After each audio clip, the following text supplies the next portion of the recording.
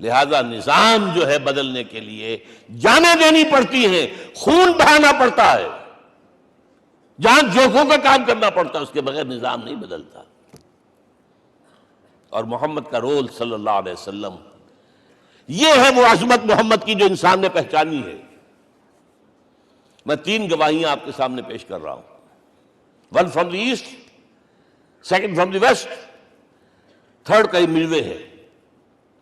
یہی لاہور 1920، یہاں ایک بریڈلا ہال ہوتا تھا، اس بریڈلا ہال میں ایم این رائے کی ایک تقریر۔ And who was M. N. Roy? Personal friend of Lenin, member of the Communist International. He knew what revolution is. اور اس نے ہسٹوریکل رول آف اسلام تقریر کی لاہور کے اندر 1920 میں، اور اس نے کہا تاریخ انسانی کا عظیم ترین انقلاب وہ تھا جو محمد نے برپا کیا صلی اللہ علیہ وسلم۔ میں تو اس کی ذہانت کی داد دیے بغیر نہیں رہا۔ اس نے کہا بعض مورخین یہ جو فتوحات کی ہیں صحابہ کرام نے، ان کو سمجھ بیٹھتے ہیں جیسے اٹیلا نے فتوحات کی ہیں یا چنگیز خان نے کی ہے یا کسی اور، کہاں وہ کہاں یہ، وہاں صرف تباہی آتی تھی۔ اور محمد صلی اللہ علیہ وسلم کے پیروکاروں نے جب دنیا فتح کی ہے، نئی تہذیب دی ہے، نیا تمدن دیا ہے، نیا نظام دیا ہے، روشنی دی ہے، علوم کو تازہ کیا ہے، علوم ایجاد کیے ہیں۔ یہ ہے وہ انقلاب جو محمد نے برپا کیا صلی اللہ علیہ وسلم۔ یہ کتاب آج بھی ہندوستان میں چھپتی ہے، بمبئی میں، دی ہسٹوریکل رول آف اسلام۔ اور میں سمجھتا ہوں کہ ہندو ہے، کمیونسٹ ہے اور گواہی دے رہا ہے۔ دوسرا، یہ تو چونکہ بڑی ریسنٹ پاسٹ کی بات ہے، ڈاکٹر مائیکل ہارٹ ایک کتاب لکھتا ہے دی 100، اس کا سب ٹائٹل کیا ہے؟ A selection and gradation of the 100 most influential personalities of the human race, human history۔ پوری انسانی نسل میں سے ان لوگوں کو چن لو جنہوں نے اس کی تاریخ کے دھارے کے رخ کو موڑا ہو۔ ادھر جا رہا تھا ادھر کر دیا، ادھر جا رہا تھا ادھر کر دیا۔ جن لوگوں نے بھی تاریخ کا دھارا موڑا، پہلے سلیکٹ کر لو، سلیکشن۔ 100 آدمی کا ہم آ گئے، اب گریڈیشن، ان میں سب سے زیادہ کس نے کیا، اور ٹاپ پر لایا محمد کو صلی اللہ علیہ وسلم۔ یہ کتاب تو اویلیبل ہے، پڑھیے۔ اور چونکہ عیسائی ہے اور حضرت عیسیٰ کو نمبر 3 پر لے گیا، غور کیجئے۔ نمبر 2 پر لایا نیوٹن کو، بابائے طبیعیات، اور پھر کہتا ہے naturally I O an explanation. میں عیسائی ہوتے ہوئے I'm placing Muhammad at the top. How? This is because, یہ لفظ یاد کیجئے، this is because he is the only person supremely successful in both the religious and secular fields۔ ذہانت، وہ زندگی جو آج تقسیم کر دی گئی ہے، یہ مذہبی زندگی ہے، یہ سیکولر ہے، یہ ریاست ہے، قانون ہے، یہ ہے، اور اس کو علیحدہ رکھو بھائی، مذہب کو علیحدہ رکھو۔ وہ کہتے ہیں کہ یا تو مجھے ملتا ہے کہ وہ آدمی جو ادھر اونچا ہے تو دوسری طرف نیچا ہے، کچھ بھی نہیں، ادھر اونچا ہے تو ادھر کچھ نہیں۔ روحانیت میں، دین میں، اخلاق میں عیسیٰ سے اوپر کون جائے گا؟ لیکن حکومت میں، ریاست میں کوئی پدہ بھی نہیں رکھا، زیرو۔ مذہب کتنا بڑا پیدا کر لیا گوتم بدھ نے، لیکن ریاست، حکومت زیرو۔ اور بڑے سے بڑے جو ہیں شہنشاہ اور بڑے سے بڑے کانکرس، کوئی چلا آیا ہے، آپ سوچئے جو گریک آ رہا ہے، جو سکندر اعظم کہاں سے چل کر مقدونیہ سے کہاں پہنچ گیا؟ بیاس تک۔ اٹیلا کہاں سے پہنچ گیا؟ مشرق سے مغرب تک۔ لیکن مذہب و اخلاق کے اندر زیرو نہیں بلکہ مائنس ویلیو لانی پڑے گی۔ ایک ہی انسان ہے، آپ کم سے کم give credit to his honesty۔ ایک ہی انسان، 2 ہے ہی نہیں۔ He is the only person supremely successful in both the religious and the secular fields۔ اب آئیے تیسری میں گواہی دے رہا ہوں ایک ایسے شخص کی جو ویسے شاتم رسول ہے، گالیاں دی ہیں اس نے، بدترین گالیاں دی ہیں، رقیق حملے کی، جیسے رشدی نے کیے ہیں ایسے تسلیمہ نسرین نے کیے ہیں، سب اس طرح کے کیے ہیں. وہ ایچ جی ویلز ہے، فکشن سٹوری رائٹر، ہسٹورین بھی ہے. 2 کتابیں ہیں اس کی تاریخ پر، تاریخ انسانی عالم، short history of the world and concise history of the world. جو رقیق حملے کیے ہیں میں اس کا ذکر نہیں کر، ذکر اس لیے کر دیا کہ معلوم ہے وہ دشمن ہے، دوست نہیں ہے. اگر کسی کا دوست ہوگا تو تعریف کرے گا، وہ دشمن ہے. میں اسٹیبلش کرنا چاہتا ہوں ہی از انیمی. اور عربی زبان کا ایک مقولہ یہ ہے کہ الفضل ما شہدت بہ الاعداء، فضیلت تو وہ ہوتی ہے جس کی گواہی دشمن دے. جب وہ آیا ہے concise history of the world میں چیپٹر آخری حضور کا، جو حضور کے چیپٹر میں جو آخری بات خطبہ حجۃ الوداع کو کوٹ کیا ہے، لا فضل لعربی علی عجمی ولا لعجمی علی عربی ولا لأحمر علی اسود ولا لأسود علی احمر الا بالتقوی. کسی عرب کو کسی عجمی پر کوئی فضیلت نہیں، کسی عجمی کو کسی عرب پر کوئی فضیلت نہیں، کسی گولے کو کسی کارے پر کوئی فضیلت نہیں، اور کسی کالے کو کسی گورے پر کوئی فضیلت نہیں. ہاں تقوی کے ساتھ فضیلت ہے. اب ذرا میرا ایک ایک لفظ نوٹ کیجئے، کیا لکھتا ہے اس پر؟ Although the sermons of human freedom, fraternity and equality were said before also, and we find a lot of these sermons in Jesus of Nazareth. مسیح ناصری حضرت عیسیٰ علیہ السلام کے ہاں بھی واعظ تو ہمیں بہت ملتے ہیں، but it must be accepted that it was Muhammad صلی اللہ علیہ وسلم who for the first time in history established a society based on these principles. انسانی حریت، اخوت، مساوات، اس کے واعظ کہنے تو بہت آسان ہے، تقریریں کرنی تو بہت آسان ہے، لیکن ان ویلیوز کو باقاعدہ اسٹیبلش کرنا ایک سوسائٹی میں ماننا پڑتا ہے. یہ اسے دینا پڑا ہے کریڈٹ جو بھی ہے. لیکن ایک بات نوٹ کر لیں، مبادہ کہیں آپ میرے بارے میں سوء ظن ہو جائے، تازہ ایڈیشن جو اب اویلیبل ہے اس میں سے یہ نکال دیے گئے ہیں. آج کے جو ان کے ایڈیٹرز ہیں ان کے حلق سے نیچے نہیں اتر رہے. اتنی بڑی حقیقت. آپ پنجاب لائبریری یا پبلک لائبریری سے جا کے پرانا ایڈیشن لیجئے، concise history of the world کے اندر آپ کو یہ الفاظ مل جائیں گے. Although the sermons of human fraternity, freedom and equality were said before also, and we have a lot of these sermons in Jesus of Nazareth, but it must be accepted that it was Muhammad sallallahu alaihi wasallam who for the first time in history established a society based on these principles. اب یہ جو mission میں نے آپ کے سامنے رکھا، ایک بنیادی مشن قرآن کی تبلیغ کرو، تبلیغ کرو، تبلیغ کرو، تبلیغ کرو. یا ایھا رسول بلغ ما انزل الیک من ربک وان لم تفعل فما بلغت رسالتہ. نمبر 2، جو دین حق دیا اسے غالب کرو، قائم کرو، نافذ کرو، اس کی مثال پیش کرو دنیا کے سامنے. ان دونوں میں مدد درکار تھی محمد الرسول اللہ کو. جیسے حضرت مسیح نے کہا تھا، وَإِذْ قَالَ عِيسَىٰ ابْنُ مَرْيَمَ لِلْحَوَارِيِّينَ مَنْ أَنصَارِي إِلَى اللَّهِ، کون ہے میرا مددگار اللہ کی راہ میں. جیسے کہ اللہ فرماتے سورہ حدید میں، بڑی پیاری آیت ہے، بڑی ریولوشنری آیت ہے، بلکہ میں لفظ استعمال، بڑی ننگی انقلابی آیت ہے قرآن مجید کی. اتنا صاف اللہ تعالیٰ ہی سچ بول سکتا ہے، کوئی اور تو ضرور کہیں نہ کہیں اس کے اوپر کوئی کپڑا ڈال کے بات کرے گا. آیت نمبر 25 آف سورۃ الحدید، لقد ارسلنا رسلنا بالبینات، ہم نے اپنے رسولوں کو بھیجا واضح نشانیوں کے ساتھ، معجزات کے ساتھ. وانزلنا معهم الکتاب والمیزان، ان کے ساتھ کتاب اتاری، شریعت اتاری، میزان اتاری، نظام اتارا. لِیَقُومَ النَّاسُ بِالْقِسْطِ، تاکہ لوگ عدل پر قائم ہوں. اس لیے کتاب کیوں بھیجی، رسول کیوں بھیجے، نبی کیوں بھیجے، وحی کیوں بھیجی؟ تاکہ لوگ عدل پر قائم ہوں. یہ اس سے بڑی آیت کوئی ہوگی؟ عدل اجتماعی، سوشل جسٹس. اب اگلا ٹکڑا پڑھیے، وَأَنزَلْنَا الْحَدِيدَ، ہم نے لوہا بھی اتارا ہے، فِيهِ بَأْسٌ شَدِيدٌ، اس سے اسلحہ بنتا ہے، جنگی قوت ہے. وَلِيَعْلَمَ اللَّهُ مَن يَنصُرُهُ وَرُسُلَهُ بِالْغَيْبِ، اور اللہ دیکھ لینا چاہتا ہے کون ہے اس کے وفادار بندے جو لوہے کی طاقت کو ہاتھ میں لے کر اللہ اور اس کے رسول کی مدد کرتے ہیں. دین اللہ کا، اسے قائم کرنا اللہ کی مدد ہے، اسے قائم کرنا محمد کا فرض ہے، اس کے جد و جہد کرنا محمد کی مدد ہے صلی اللہ علیہ وسلم۔ یہ تھی نصرت، اور یہ نصرت آپ کو معلوم ہے حضور کی زندگی میں صحابہ کرام نے کی ہے کہ نہیں کی؟ جو شخص ایمان لایا فوراً داعی بن گیا، فوراً۔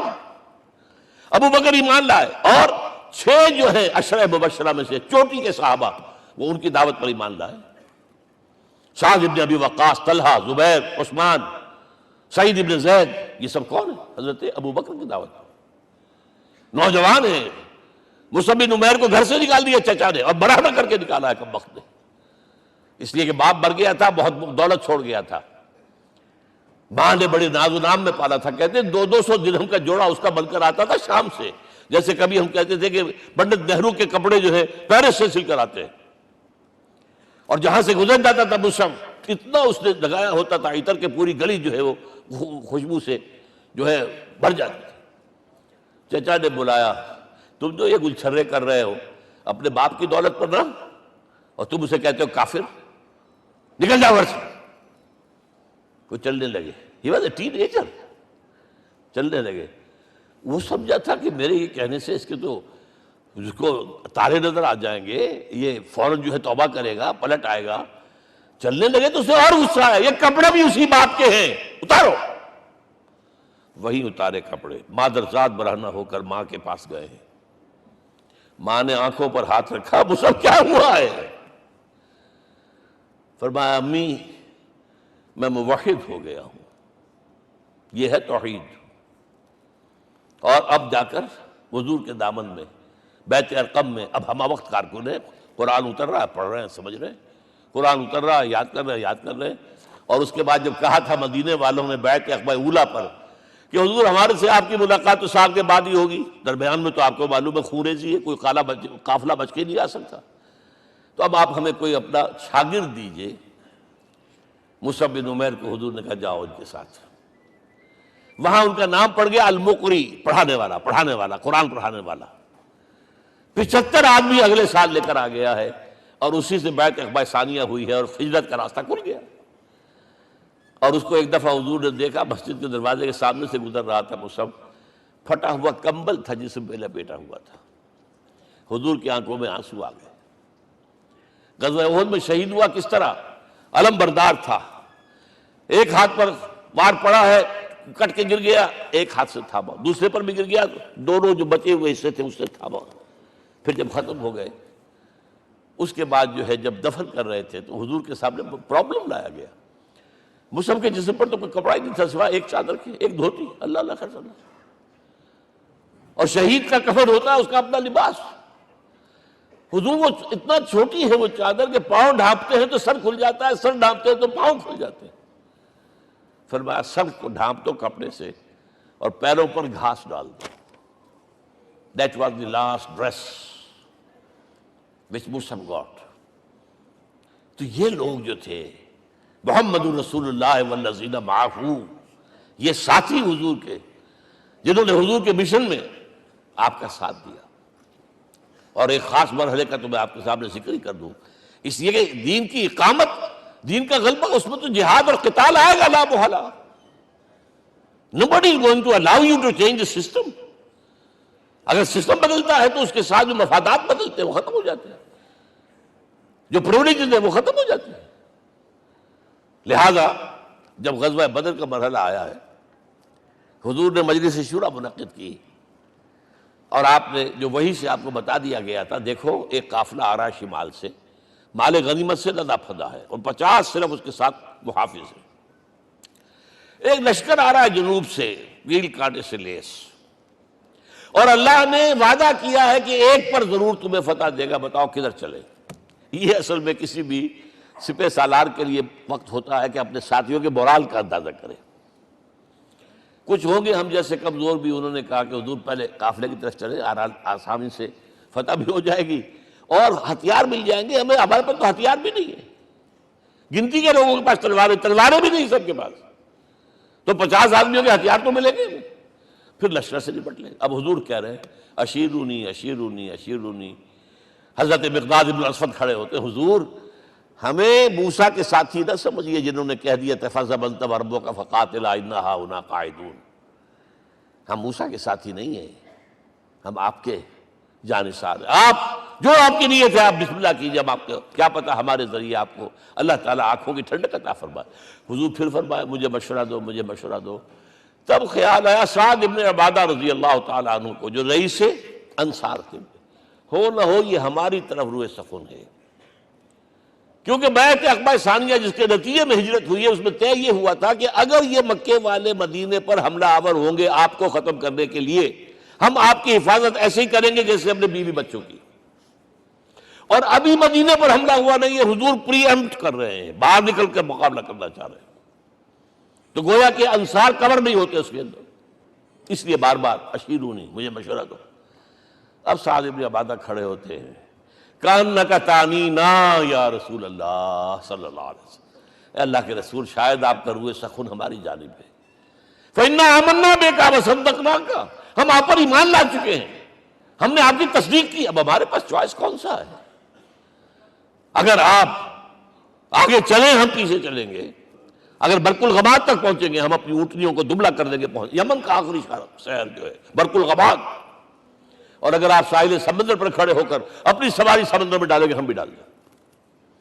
بہرحال یہ مراحل ہیں کہ جن سے گزر کر حضور نے اللہ کے دین کو غالب کیا اور قائم کیا، اور اس ہر سطح پر، ہر مرحلے پر صحابہ کرام نے آپ کا ساتھ دیا۔ جہاں آپ کا پسینہ گرا وہاں انہوں نے اپنی خون کی ندیاں بہا دی۔ محمد رسول اللہ والذین معہ اشداء علی الکفار رحماء بینہم، یہ ہے در حقیقت عظمت محمد صلی اللہ علیہ وسلم۔ آج کے دور میں سمجھ لیجئے اچھی طرح، یہ دور جس کا کہ فاتح ہے حضور، فاتح سے مطلب افتتاح کرنے والے، اس دور میں اجتماعی نظام کی اصل اہمیت ہے۔ اجتماعی نظام غلط ہے، ایکسپلائٹیٹو ہے، تقسیم دولت کا نظام غلط ہے۔ کیا ہوگا؟ ایک طرف دولت جمع ہوگی، ایکومولیشن آف ویلتھ، ایک طرف بھوک، افلاس، فاقہ ہوگا۔ شاہ ولی اللہ دہلوی کہتے ہیں کہ جس معاشرے میں تقسیم دولت کا نظام غلط ہو جائے، یہ دو دھاری تلوار ہے، دو دھاری، دونوں طرف کاٹتی ہے۔ ایک طرف دولت جمع ہوگی تو عیاشیاں ہوں گی، بدماشیاں ہوں گی، گلچرے ہوں گے، وہ بھی خراب، معاشرے کے لیے خراب۔ اور ایک طرف فقر ہوگا اور بھوک ہوگی اور فاقہ ہوگا، یہ بھی خراب۔ اس لیے کہ حضور فرماتے ہیں کاد الفقر ان یکون کفرا، فقر تو انسان کو کفر کی حد تک پہنچا دیتا ہے، لہذا فق کو کل نظام کو توڑنا ہوگا۔ یہ الفاظ ہے شاہ ولی اللہ دہلوی رحمۃ اللہ علیہ کے، جو 12ویں صدی ہجری کے مجدد ہیں۔ اس نظام کو بدلنا، اب آپ سوچئے حضور صلی اللہ علیہ وسلم نے جب اپنے اس مشن کی تکمیل کر لی، تو میں اب دو باتیں آپ کو بتا رہا ہوں۔ چونکہ حضور کی بعثت صرف عرب کے لیے نہیں تھی، صرف عربوں کے لیے نہیں تھی، صرف ملک عرب کے لیے نہیں تھی۔ اگر یہ ہوتا تو آپ کا کام مکمل ہو گیا تھا، پورے عرب میں اللہ کی حکومت قائم ہو گئی، ایک ایک شخص تک قرآن پہنچ گیا۔ لیکن 5 جگہ قرآن میں آیا ہے وَمَا أَرْسَلْنَاكَ إِلَّا كَافَّةً لِلنَّاسِ بَشِيرًا وَنَذِيرًا، ہم نے نہیں بھیجا آپ کو مگر تمام انسانوں کے لیے بشیر اور نذیر بنا کر۔ لہذا کام مکمل نہیں ہوا۔ اقبال کہتا ہے وقت فرصت ہے کہاں، کام ابھی باقی ہے، نور توحید کا اتمام ابھی باقی ہے۔ یہ بھی تکمیل رسالت کا مظہر ہے کہ حضور سے پہلے کوئی رسول پوری نوع انسانی کے لیے نہیں بھیجا گیا، آپ پہلے رسول ہیں اللہ کے اور آخری جو پوری نوع انسانی کے لیے بھیجے گئے۔ حضرت عیسیٰ نے بھی یہی کہا تھا اپنے حواریین سے، تو سینٹ پال نے اسے تبلیغی مذہب بنایا ہے۔ انجیل میں اب بھی الفاظ موجود ہیں کہ I have been sent in search of the lost sheep of the house of Israel، میں تو اسرائیل کے گھرانے کی کھوئی ہوئی بھیڑوں کی تلاش میں بھیجا گیا ہوں، صرف بنی اسرائیل کے لیے۔ قرآن بھی کہتا ہے رسول الی بنی اسرائیل، واحد رسول ہیں جو پوری دنیا کے لیے بھیجے گئے۔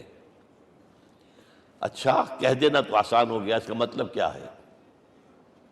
جب تک پوری دنیا پر اللہ کا دین غالب نہ ہو، محمد کا مقصد بعثت ہنوز شرمندہ تکمیل ہے، اور یہ ہوگا، اس کی خبر دی ہے۔ یہ ایک تحفہ میں لے کر آیا آپ کے لیے، 8 صفحے ہیں، لیکن یہ سمجھیے کہ یہ سونے کے حروف سے شر لکھے ہوئے ہیں۔ وہ احادیث، وہ آیات جن میں حضور نے خبر دی ہے کہ پوری دنیا پر اللہ کا دین غالب ہوگا ہو نہیں سکتا کہ دنیا ختم ہو جائے اور محمد کا مقصد بعثت ابھی مکمل نہ ہو، ناممکن۔ ان آیات کو پڑھیے، ان میں پھر احادیث پڑھیے۔ میں صرف 2 حدیثیں آپ کو سنا دوں۔ ایک میں حضور نے اپنے زمانے سے لے کر قیامت تک کے 5 ادوار گنائے ہیں، آپ پڑھ لیجیے گا، ٹیکسٹ ہے یہ، اور خدا کے لیے اس کی قدر کیجیے گا، یہ آیات ہیں، احادیث پھینک نہ دیجیے خدا کے لیے کہیں۔ اور اس کے اندر جو ہے اس وقت کے جو مایوسی کے اندھیارے ہمارے اوپر چھائے ہوئے ہیں، اس کا علاج ہے کہ نہیں، اور بھی دور فلک ہیں ابھی آنے والے، ناز اتنا نہ کریں ہم کو ستانے والے۔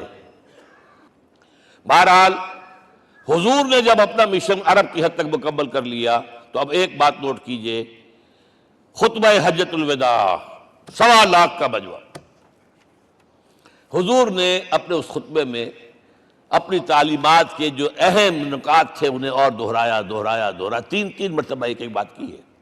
لاؤڈ سپیکر تو تھا نہیں، پہلے آپ ادھر رخ کرتے تھے، آپ کہتے تھے کچھ، ادھر لوگ آدمی آگے کھڑا ہوا اس کو آگے پہنچاتا اور آگے پہنچاتا تھا، پھر آپ سامنے رخ کر کے کہتے تھے، پھر بائیں طرف رخ کر کے 3 مرتبہ، ایک لفظ 3 مرتبہ۔ آخر میں ایک سوال کیا ہے، الا هل بلغت، دیکھو لوگوں میں نے پہنچا دیا یا نہیں؟ کیونکہ قرآن میں تحدید آئی تھی، اے نبی، یا ایھا النبی بلغ ما انزل الیک من ربک وان لم تفعل فما بلغت رسالتہ، اے نبی جو کچھ تم پر نازل کیا گیا اللہ کی طرف سے پہنچا دو، اور اگر نہیں کیا تو رسالت کا حق ادا نہیں ہوگا۔ اور اس میں سورہ اعراف کی آیت نمبر 6 اگر پڑھ لیں، فَلَنَسْأَلَنَّ الَّذِينَ أُرْسِلَ إِلَيْهِمْ وَلَنَسْأَلَنَّ الْمُرْسَلِينَ، ہم ان سے بھی پوچھیں گے جن کی طرف رسولوں کو بھیجا، اور رسولوں سے پوچھیں گے ہم نے تمہارے پاس اپنا پیغام پہنچایا تھا، تم نے پہنچایا کہ نہیں لوگوں کو؟ اس لیے حضور نے گواہی لی، الا هل بلغت، دیکھو میں نے پہنچا دیا کہ نہیں؟ اور جواب کیا ملا؟ انا نشہد انک قد بلغت رسالۃ وادیت الامانۃ ونصحت الامۃ وکشفت الغمۃ، ہم گواہ ہیں حضور آپ نے رسالت کا حق ادا کر دیا، امانت کا حق ادا کر دیا، ہماری خیر خواہی کا حق ادا کر دیا، اور گمراہی کے اندھیرے جو ہے انہیں چھانٹ کر رکھ دیا۔ اب آپ نے آسمان کی طرف نگاہ کی، انگشت شہادت سے وہی 3 مرتبہ، اللہم اشہد اللہم اشہد اللہم اشہد، اللہ تو بھی گواہ ہے، یہ مان رہے۔ یہ ہے سائی آف ریلیف، یہ بوجھ جو میرے کندھے پر آیا تھا، انا سنلقی علیک قولا ثقیلا، یہ اب منتقل ہو گیا، اب امت کو منتقل ہوا۔ لہذا آخری لفظ کیا تھا؟ فَلْيُبَلِّغِ الشَّاهِدُ الْغَائِبَ، اب جو یہاں موجود ہیں ان کا فرض ہے کہ پہنچائیں ان کو جو یہاں نہیں ہے۔ میں صرف تمہارے لیے رسول نہیں ہوں، ایک فرد نوع بشر تک دنیا میں جو اس وقت ہے، اور ایک فرد نوع بشر جو آخر تک آئے گا قیامت تک، اس تک قرآن پہنچانا تمہارے ذمے ہے۔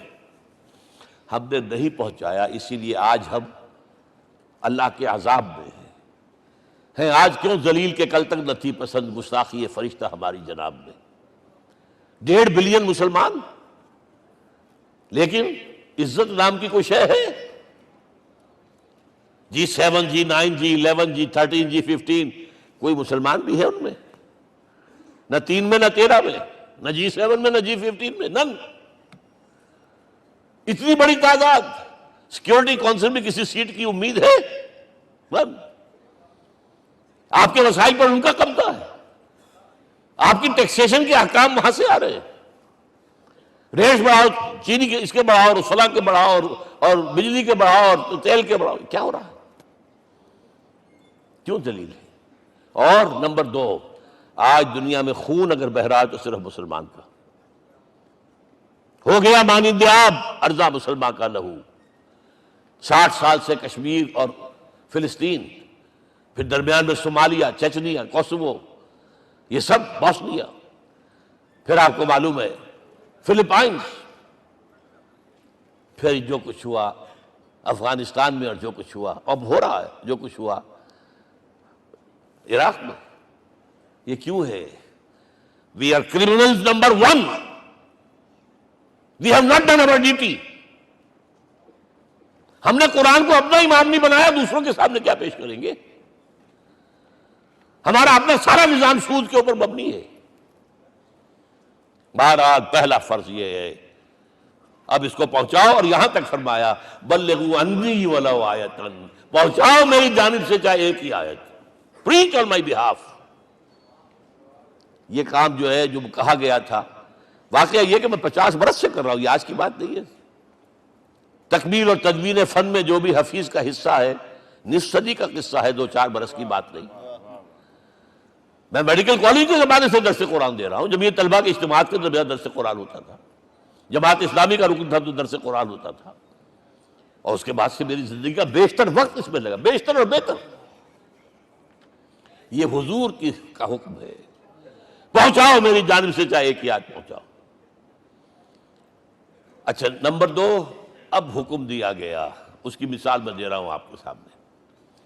جب ایران کے ساتھ جنگ شروع ہوئی ہے تو سپہ سالار افواج ایران رستم نے وفد بلایا ایک، اے عربو، تم پہلے بھی ہم پر حملے کیا کرتے تھے، لیکن پہلے لوٹ مار کر کے واپس چلے جاتے تھے۔ یہ جان لیجئے یہ ہسٹری کا ایک موقع ہے خاص، کہ ایک سیٹلڈ سویلائزیشنز ہوتی ہیں، اور ایک وہ جو رہتے ہیں سطح مرتفع پر، وہاں پانی نہیں ہوتا، وہ فصل کہاں سے آ جائے گی، یا ریگستان میں جو وہاں بستے ہیں وہ کیا کرتے ہیں، وہ وقتاً فوقتاً جاتے ہیں، جھپٹا مارتے ہیں، لوٹ مار کرتے ہیں، لے کر وہاں سے دولت آتے ہیں، اسی پر ان کی گزارا تھا۔ تو پہلے بھی آیا کرتے تھے، لوٹ مار کر کے چلے جاتے، اس دفعہ پیچھا بھی چھوڑ رہے، وجہ کیا؟ ایسی پیاری، یہ کئی روایتوں میں آیا ہے، الفاظ مختلف ہو سکتے ہیں۔ جو مسلمان وفد کا سربراہ تھا اس کا جواب سنیے، انا قد ارسلنا، دیکھو رستم، پہلے ہم خود آتے تھے، اب ہمیں بھیجا گیا ہے، اللہ نے بھیجا محمد کو، محمد نے بھیجا ہمیں صلی اللہ علیہ وسلم۔ کس لیے؟ لنخرج الناس من ظلمات الجہالت الى نور الایمان ومن جور الملوک الى عدل الاسلام۔ اس لیے بھیجا گیا ہمیں کہ نوع انسانی کو شرک اور کفر کی جہالتوں سے نکال کر ایمان کی روشنی میں لائیں، اور بادشاہوں کے ظلم و ستم کے پنجے سے نجات دلا کر عدل اسلام۔ دیکھو ہمارا خلیفہ چٹائی پر بیٹھتا ہے، عمر رضی اللہ تعالیٰ عنہ، اس کے تو کوئی خدم و حشم نہیں ہے، کوئی باڈی گارڈ نہیں ہے۔ ایک آیا تھا سفیر ایران کا، مدینے میں آ کر گھوما پھرا، کوئی محل نظر نہیں آیا اسے، پوچھتا ہے مسلمانوں سے، اینا ملککم، بھائی تمہارا بادشاہ کہاں ہوتا ہے؟ جواب ملا، لیس لنا ملکن بل لنا امیر، ہمارا کوئی بادشاہ نہیں، ہمارا امیر ہے۔ کہاں ہے بھائی؟ ہمارے بیت المال کے کچھ اونٹ گم ہو گئے تھے کہ بھائی ملے نہیں، ہمارا خلیفہ تلاش کرنے گیا۔ اب اس نے کسی کو لیا ہوگا، آئیڈینٹیفائی کر سکے، ڈھونڈ کر جا کر ایک جگہ دیکھا، دھوپ تیز ہو گئی تھی، حضرت عمر تھک گئے تھے، لہذا ایک درخت کے سائے میں اپنے کوڑے کا تکیہ بنا کر لیٹے ہوئے استراحت فرما رہے، کوئی خادم نہیں، کوئی خدم و حشم نہیں، کوئی باڈی گارڈ نہیں۔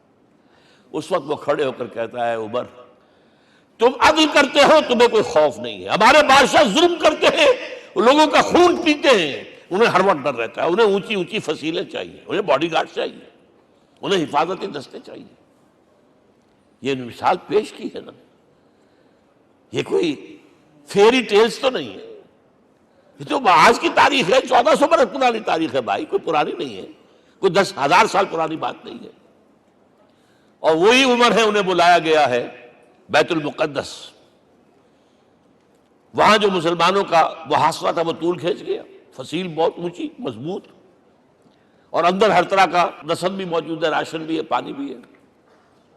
عیسائیوں کا قبضہ تھا، عیسائی پادری آئے فصیل پر، مسلمانوں تم اگر قیامت تک بھی یہاں پڑے رہے محاصرہ کر کے، یہ کبھی فتح نہیں ہوگا شہر، ہاں یہ فتح ہونا ہے، ہماری کتابوں میں ہے، لیکن ایک درویش بادشاہ کے ہاتھوں فتح ہوگا، تمہارے اندر ہمیں وہ درویشی نظر نہیں آ رہی۔ وہ چونکہ کچھ عرصہ ہو گیا تھا، شام میں پہنچ گئے تھے، خربوزے کو دیکھ کے خربوزہ رنگ پکڑتا ہے، اچھا لباس پہننا شروع کر دیا، اور وہاں تھے امین هذه الامہ ابو عبیدہ بن الجراح رضی اللہ تعالی عنہ، یکی 10 مبشرہ، ان کا فوراً کلک کیا، یہ بادشاہ مدینے میں بیٹھا ہوا تو ہے، یہاں سے ریکویسٹ کی گئی ہے آپ تشریف لائیے، اب 700 میل کا سفر ہے، کوئی ذاتی سفر نہیں، کسی بیٹے کے کنووکیشن میں کے لیے نہیں گئے ہیں، کوئی انٹوریج نہیں ہے، کچھ نہیں، ایک اونٹ، ایک خادم، اور اسی اونٹ پر راستے کا راشن، لہذا ایک آدمی بیٹھ سکتا ہے۔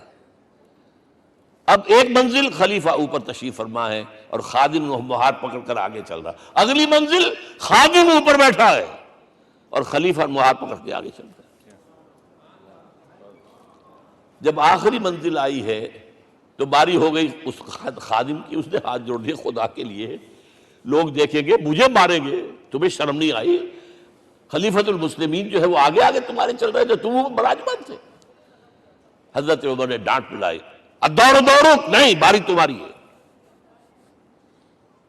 وہ بیٹھا ہوا اوپر، حضرت عمر پھنکیل پکڑ کر آ رہے ہیں، اور بیچ میں کہیں کیچڑ آ گیا تھا، جوتیاں بھی ہاتھ میں پکڑی ہوئی ہیں۔ اب وہاں آتے ہی انہیں لے جایا گیا فصیل کے سامنے، انہوں نے اوپر سے اپنی کتابیں دیکھیں، ہاں یہی ہے درویش بادشاہ، یہ فتح نہیں ہوا تھا یروشلم، یہ ایک صلح کے طور پر انہوں نے دیا ہے، کھول دیا، آ جاؤ۔ اور انہوں نے شرط رکھوائی تھی کہ کہیں یہاں یہودیوں کو آباد نہیں ہونے دیں گے آپ۔ حضرت عمر نے اتنی رعایت کی تھی یہودیوں کے لیے کہ وہ یہاں آئیں، اپنے مقدس مقامات کی زیارت کر کے جا سکتے ہیں، لیکن یہاں سیٹل نہیں ہو سکتے، اس لیے وعدہ تھا۔ یہ وعدہ جو ہے سلطان عبدالحمید خان تک چلا ہے۔ بڑی سے بڑی رشوت پیش کی تھی زائنسٹ نے، تمہارے سارے قرضے ہم ختم کر دیں گے، تم جو ہے ہمیں فلسطین میں آباد ہونے کا حق دے دو۔ نہیں، جو معاہدہ عمر کا تھا اس میں کوئی ترمیم نہیں کر سکتا۔ تو یہ مثالیں ہیں جو پیش کی گئی ہیں۔ میں تو کہا کرتا ہوں، جب میں نے پڑھا تھا کہ کرنل جمال عبد الناصر کی بیٹی سائیکل پر جاتی ہے کالج، کیو این لائی کی بیٹی بھی سائیکل پر کالج جاتی ہے، احساس ہوا تھا عظمت ہے نا آخر، چاہے وہ کسی غیر میں ہو۔ اور واقعہ یہ ہے کہ میں بیان کرنے سے رہ نہیں سکتا، جب میں نے لال بہادر شاستری کے بارے میں سنا، he had no house in the whole of India۔ یہ تو بھارت کی ڈیموکریسی کا ایک معجزہ ہے۔ A person who doesn't own a house in the whole length and breadth of India and he rose to the position of prime minister۔ ہمارے ہاں کسی میونسپلٹی کا جو ہے ممبر نہیں بن سکتا، اس کی بیوی اپنے گھر میں خود کھانا پکاتی تھی، کوئی ملازم نہیں تھا۔ اور جب ہارٹ اٹیک ہوا ہے تاشقند میں، تو وہ جو مرتد بات کی ہے اس نے ماتا جی سے کی ہے، بیوی سے نہیں کی۔ یہ ہماری مشرقی روایات ہیں، ماں کا مقام۔ لیکن یہ تمام مثالیں جو ہیں، پوری نوع انسانی 10 مرتبہ پیدا ہو کر ختم ہو جائے، حضرت عمر والی مثالیں نہیں لا سکتے۔ رات کو گشت کر رہے ہیں، ایک جگہ سے رونے کی آواز آئی، معلوم ہوا کہ بچے ہیں، بھوکے ہیں، رو رہے ہیں۔ ماں سے پوچھا گیا کیا معاملہ ہے، کہ کیا کروں، کچھ نہیں ہے، میں نے یہ آنڈی چڑھا دی ہے چولہے کے اوپر، آگ جلا دی ہے، بچوں سے کہا کچھ پک رہا ہے، ذرا انتظار کرو، سو جائیں گے۔ کانپ گئے، ایسی گئے سیدھے بیت المال، آٹے کی بوری اپنے غلام سے کہا میرے کندھے پر رکھ، پہلے چلتا ہوں، نہیں، قیامت کے دن تم میرا بوجھ نہیں اٹھا سکو گے۔ اپنے کندھے پر بوری رکھ کر لائے ہیں، کھانا پکوایا، کھلایا بچوں کو۔ اب اگر حضور یہ کہے کہ سید القوم خادم ہوں، تو یہ حقیقت تھی کہ نہیں تھی؟ ورنہ اگر یہ مثال نہ آتی تو کہتے جی شاعری تو اچھی ہے، بہت اچھا شعر کہہ دیا، کوئی سردار بھی کبھی خادم ہوا ہے۔ اب یہ ہے کہ یہ نظام دنیا میں، بس آخری بات پہ میں آ گیا ہوں، یہ خوشخبریاں میں آپ کے ساتھ یہ تحفہ لے کر آیا، یہ پڑھیے کہ نظام دوبارہ آنا ہے۔ محمد کی پیشین گوئی غلط نہیں ہو سکتی، ہو صادق المصدوق صلی اللہ علیہ وسلم۔ اگرچہ ابھی ہمیں اور سزائیں ملنی ہیں، اور سخت سے سختر سزائیں آنی ہیں۔ ابھی آرمگیڈون سر پر تنی ہوئی ہے، کھڑی ہوئی ہے، ملحمۃ العظمیٰ جسے حدیث میں کہا گیا۔ آرمگیڈون پتہ نہیں آپ نے کبھی سنا ہے کہ نہیں سنا ہے؟ یہ بائبل کی آخری کتاب جو ریولیشن جان ہے، اس میں ہے کہ ایک بہت بڑی جنگ ہوگی، گریٹر اسرائیل بنانے کے لیے بہت بڑی جنگ ہوگی، and you set the stage has been set for that۔ NATO تیار اسی کے لیے ہو رہا ہے دوبارہ۔ کس لیے؟ نیٹو چیف سے پوچھا گیا تھا کہ تمہارا دشمن جو تھا یو ایس ایس آر تو ختم ہوا، گھٹنوں کے بل پڑا ہوا ہے، اب کس کے لیے اس کو ایکسٹینڈ کر رہے ہو اور آرگنائز کر رہے ہو؟ اب ہمیں مسلم فنڈامنٹلسٹ سے نمٹنا ہے۔ یہ ہے وہ کروسیڈ جو شروع ہوئی۔ یہودی اور عیسائی نیو کنزرویٹوز، نیو کونس، یہ دونوں جڑے ہوئے ہیں۔ ایک 5 پوائنٹ ایجنڈا ہے ان کا جس پر دونوں کا اتفاق ہے۔ تو ابھی ہم پر بڑے برے وقت آنے ہیں، ہمیں سزائیں ابھی اور ملنی ہیں، لیکن tables will be turned، دنیا میں اللہ کا دین قائم ہوگا، چاہے ابھی اور اپس اینڈ ڈاؤنز آئیں گے لیکن ہوگا، لیکن ہوگی، وہ وقت آئے گا اللہ کا دین قائم ہوگا پوری دنیا میں۔ ایک حدیث میں آپ کو سنانے چلا تھا، حضرت ثوبان سے ہے رضی اللہ تعالیٰ عنہ، مسلم شریف کی روایت ہے، حضور نے فرمایا ان اللہ زوالی الارض، اللہ نے میرے لیے پوری زمین کو لپیٹ دیا، فرائیت مشارقہا و مغاربہا، میں نے اس کے سارے مشرق دیکھ لیے، سارے مغرب دیکھ لیے، وَإِنَّ أُمَّتِي سَيَبْلُغُ مُلْكُهَا مَا زُوِّئَ لِي مِنْهَا، میری امت کی حکومت ان تمام علاقوں پر قائم ہو کر رہے گی جو اللہ نے زمین کو لپیٹ کر مجھے دکھا دیے، یہ ہونا ہے، and that is going to be the end of this world۔ Armageddon بھی آ جائے گی پہلے، ملحمت العظمیٰ بھی آئے گا، سزائیں بھی ملیں گی، بالآخر وہ ہوگا، لیکن آخری بات میرے اور آپ کے لیے مسئلہ لمحہ فکریہ کیا ہے؟ میں اور آپ کہاں کھڑے ہیں؟ Are we on the side of Allah or on the side of America؟ بہرحال یہ تو جو اپس اینڈ ڈاؤنز آنے ہیں، میرے اور آپ میں سے ہر شخص کے سوچنے کی بات یہ ہے، یہ تو انقلاب تو آئے گا، حضور کے ذریعے سے آیا، کچھ لوگ حضور کے ساتھی بن گئے، ان کی دنیا بن گئی، آخرت بن گئی، قیامت میں کے بعد جو کچھ ملنا ہے اللہ تعالیٰ روح و ریحان و جنت النعیم، کچھ رہ گئے کہ چاہے سگا چچا تھا محروم رہ گئے، ابو لہب۔ آج بھی یہ قافلہ ادھر چل رہا ہے۔ اقبال نے بالکل ٹھیک کہا ہے کہ دنیا کو ہے پھر مار کا روح و بدن پیش، تہذیب نے پھر اپنے درندوں کو ابھارا، اللہ کو پامر دیے مومن پہ بھروسہ، ابلیس کو یورپ کی مشینوں کا سہارا۔ اور صحیح کہا ہے، آخری بات جو کہہ رہا ہوں، ایک نکتہ میرا رہ گیا ہے، وَاتَّبَعُوا النُّورَ الَّذِي أُنزِلَ مَعَهُ، چوتھی بات، اور یہ کہ وہ لوگ جو اس نور کا اتباع کریں گے کہ جو ان کے ساتھ نازل کے قرآن، اس لیے کہ قرآن ہی ذریعہ ہے، آلہ انقلاب ہے، قرآن انسانوں کو بدلتا ہے، افراد کو، افراد مل کر جماعت بن کر وہ جو انقلاب برپا کرتے ہیں، بٹ انڈیویجول چینج۔ اقبال کے الفاظ میں چوں بجا در رفت جہاں دیگر شود، یہ قرآن اگر کسی کے باطن میں اتر جاتا ہے تو اس کے اندر انقلاب آ جاتا ہے، he is a change person from within, وَاتَّبَعُوا النُّورَ الَّذِي أُنزِلَ مَعَهُ۔ لیکن آخری دور کے بارے میں یہ چند اشعار سنا رہا ہوں، شب گریزاں ہوگی آخر جلوہ خورشید سے، یہ چمن معمور ہوگا نغمہ توحید سے، ہو کر رہے گا، اور پھر دلوں کو یاد آ جائے گا پیغام سجود، پھر جبیں خاک حرم سے آشنا ہو جائے گی، اور آنکھ جو کچھ دیکھتی ہے لب پہ آ سکتا نہیں، میں حیرت ہوں کہ دنیا کیا سے کیا ہو جائے گی۔ آب روان کبیر تیرے کنارے کوئی دیکھ رہا ہے کسی اور زمانے کے خواب، وہ زمانہ آنا ہے، لیکن دیکھنا یہ ہے کہ میرا اور آپ کا اس میں کتنا حصہ ہے۔ اقول قولی ھذا واستغفر اللہ لی ولکم ولسائر المسلمین